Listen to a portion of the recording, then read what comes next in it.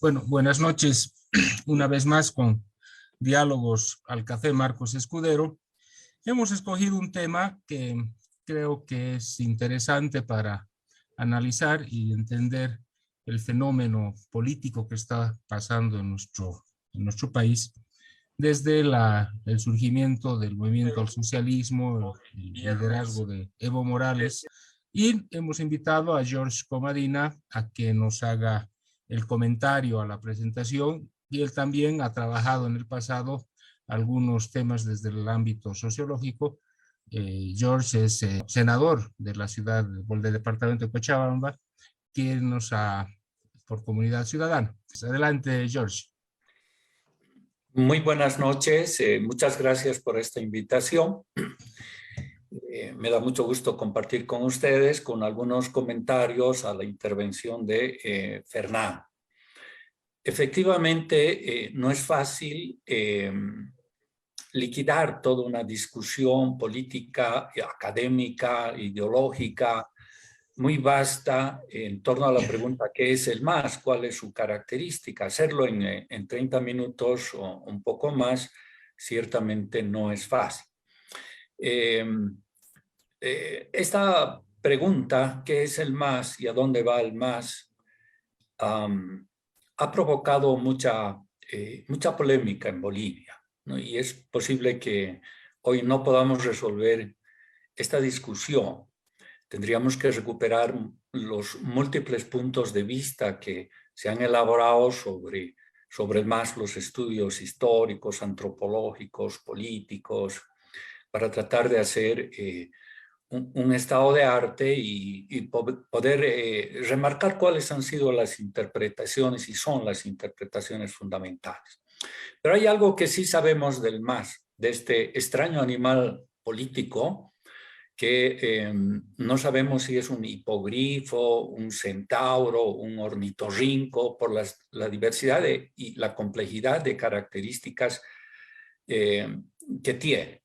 Yo diría que algo sí sabemos, y es que el MAS ha cambiado con el tiempo, de ahí que una perspectiva histórica tal vez nos pueda ayudar a identificar cuáles son las actuales características del MAS, esto que señalaba Fernando en su comentario, esto de las tensiones internas, y probablemente de cuáles son sus perspectivas, ¿no? El MAS ha cambiado y ha cambiado bastante desde fines de la década de los años 90, cuando se constituye como un partido político y empieza a ganar las elecciones municipales en el Chapare, luego en otras provincias de Cochabamba, hasta volverse en un aparato político invencible en las elecciones, ¿no?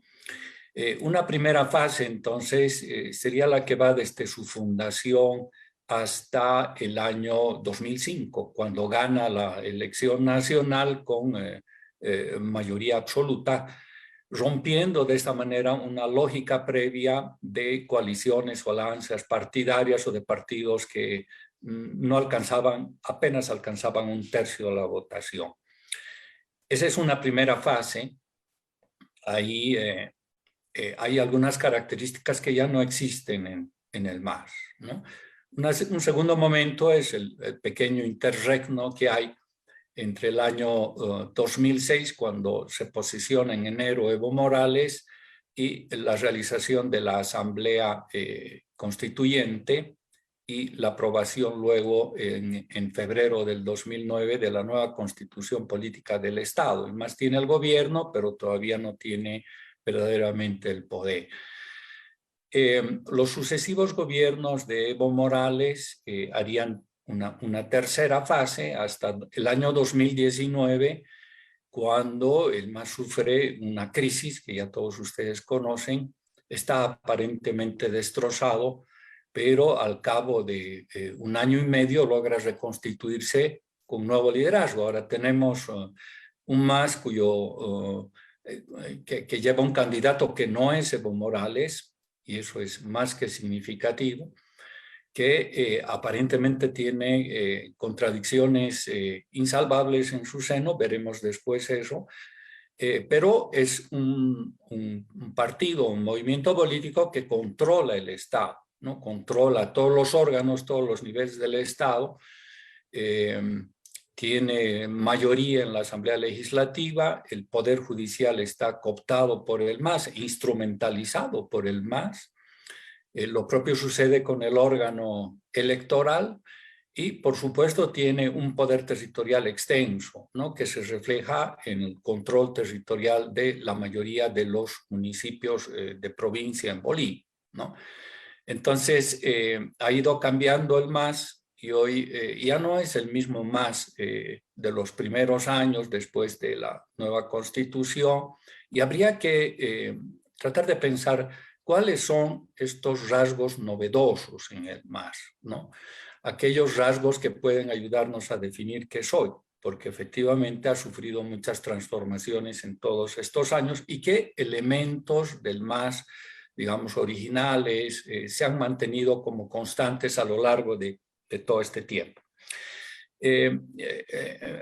Yo diría que hay, en términos del discurso o del programa político, han habido notables transformaciones. Ahora el MAS ya no habla del buen vivir, no habla de la descolonización. Estas temáticas ya no forman parte de su producción discursiva cotidiana, ¿no? Ahora hay otro tipo de topos políticos y habría que preguntarse si efectivamente la idea del proceso de cambio mismo, que antes era recurrente en todos los discursos presidenciales de las autoridades, de los dirigentes del MAS, se mantiene como un tópico discursivo importante. Entonces, acá la idea de discutir es si efectivamente el MAS en términos de discurso, de hegemonía, no está en un momento de crisis, en el sentido que ya ha estado tantos años y tantos gobiernos ha hecho Evo Morales que se ha ido transformando el programa gubernamental, pero también el discurso político, introduciéndose efectivamente algunas otras temáticas que están vinculadas más bien al tema de la industrialización, el control que tiene que tener el Estado en la economía, pero la idea del socialismo andino, del buen vivir, de la descolonización, ya son como, digamos, pies de páginas en el discurso actual del MAS.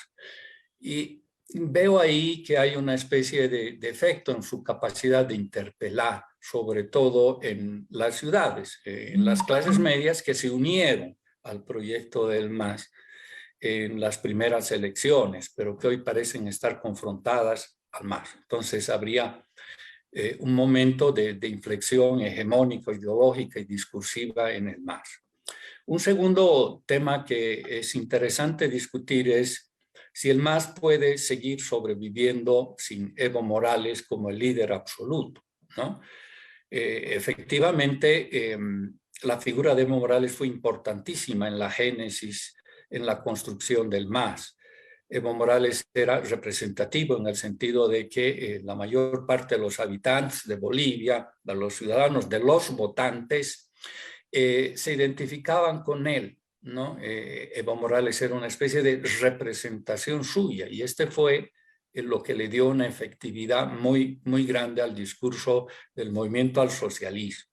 Y junto a esta idea de lo indígena originario, hay también una transformación de los representantes en la Asamblea Legislativa y en las asambleas departamentales, ¿no? Elegidos entre obreros, campesinos, lo que daba una enorme representación.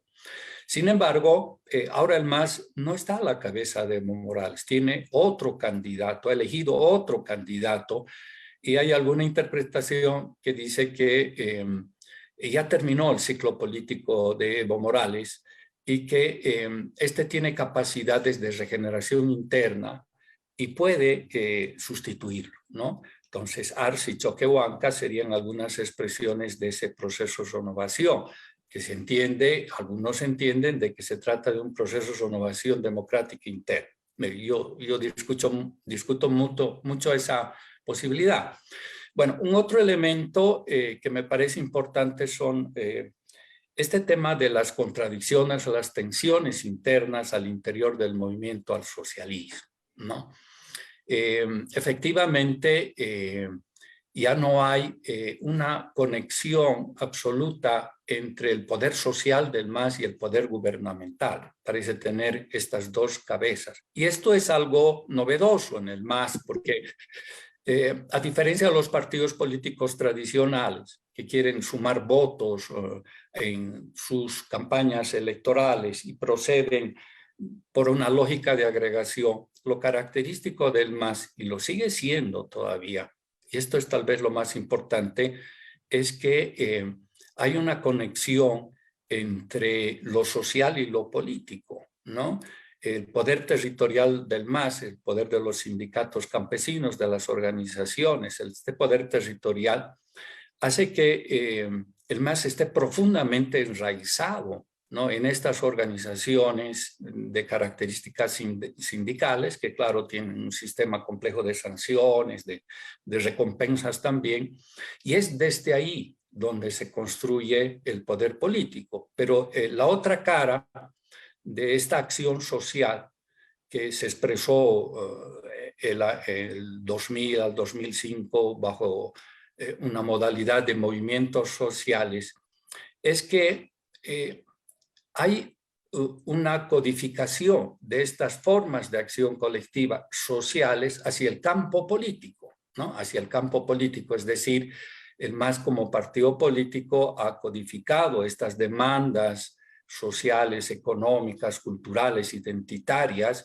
y las ha llevado al campo político institucional, ¿no? Entonces, el MAS ha ganado sucesivas elecciones y nadie le ha podido ganar, hacerle frente al MAS. Entonces, esto se debe no solamente a su programa gubernamental, sino a este arraigo y esta potencia social y territorial que tiene el MAS, pero que está llevada al Parlamento, a las elecciones, al sistema político formal. Y ahí encuentro un otro tema a debatir. Yo no creo para nada que el MAS esté virando a la socialdemocracia, sino todo lo contrario. Creo que esta pérdida de hegemonía, de programa, de ideología, de capacidad de interpelar, lo está llevando más bien a un cuestionamiento de la propia democracia. Y aquí el tema a discutir, muy interesante por supuesto, es cuáles son las relaciones entre el MAS y la democracia, ¿no? Efectivamente, el MAS no se puede decir a priori que el MAS sea un partido político antidemocrático. Estamos viviendo hoy, aún así con graves defectos, todavía un espacio democrático, ¿no? Hay un gobierno elegido en elecciones, hay un parlamento, ¿no? Pero claro, hay otros elementos preocupantes que dan cuenta de una pérdida de la calidad de la democracia, una mayoría que se va imponiendo de una manera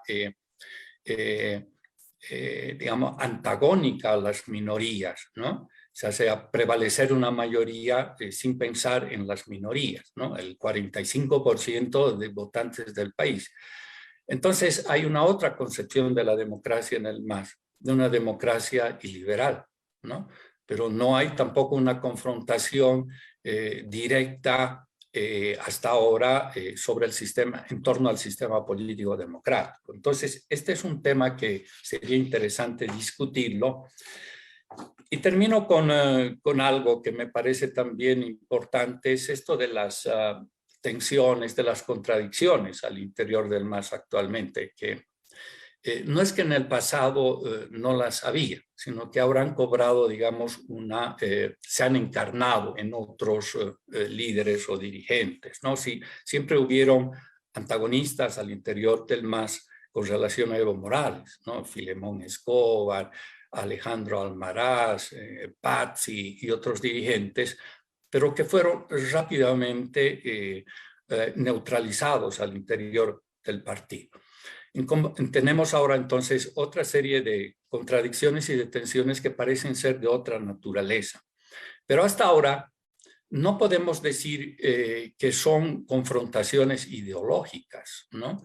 No creo que haya mucha diferencia entre Choquehuanca y Evo Morales o entre Arce y Evo Morales. Yo creo que es una confrontación de aparatos políticos, ¿no? De aparatos políticos que están movidos por la necesidad de obtener recursos que provienen del Estado, cargos, pegas, consultorías y, por supuesto, obras en beneficio de las clientelas que manejan estos grupos políticos, ¿no? Pero que hasta ahora se han resuelto con el recurso a un enemigo común, la derecha, el imperio, los cruceños, etcétera, ¿no? Porque el MAS es más que una organización política, es una forma de acción colectiva que no puede existir sin polarizar permanentemente a sus adversarios, ¿no? Entonces hay constantemente el desarrollo, la explicitación, discursos en torno a las fronteras políticas, ¿no? Entonces ahí están los cruceños, ahí están los caras, están ahora también las clases medias, ¿no?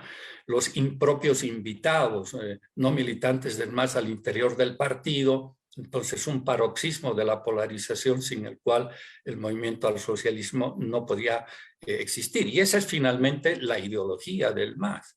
Es decir, esta contradicción permanentemente renovada entre las élites y el pueblo, que tiene al parecer un corazón todavía más oculto, que es el de la diferencia étnico-racial, al cual apela el MAS en última instancia para acusar de racismo a sus enemigos y poder así cohesionarse internamente y resolver este tipo de contradicciones. Muchas gracias.